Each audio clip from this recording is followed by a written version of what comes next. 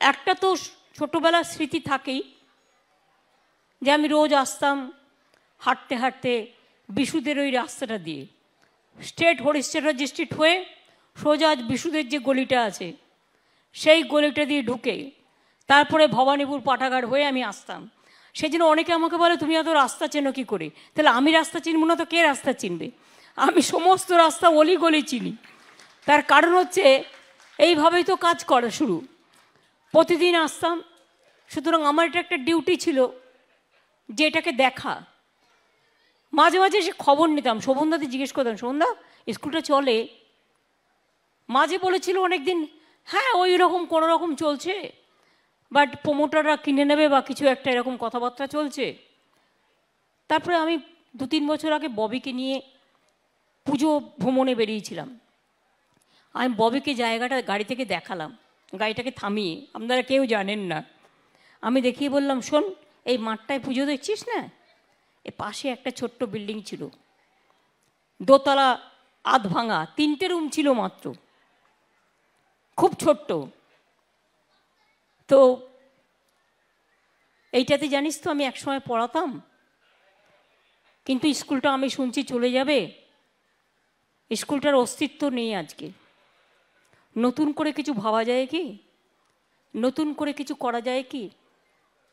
আমাদের ছেলেদের অনেকেই ভাবে, ছেলে মেয়েদের, যে ওরা কথা শোনে না বা কথা রাখে না, কিন্তু আমি একটা কথা মানি, বলা মানে ওরা এটাকে রামায়ণ, মহাভারত, কোরআন, বাইবেলের মতো সেটাকে মানে।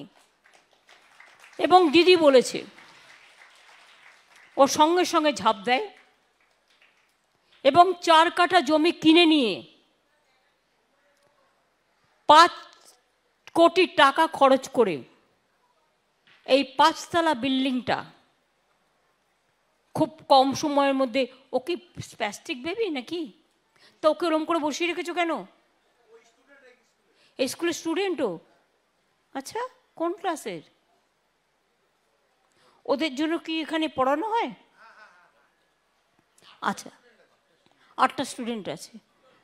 ওকে অতক্ষণ বসিয়ে রেখেছো, কষ্ট হচ্ছে না? আমার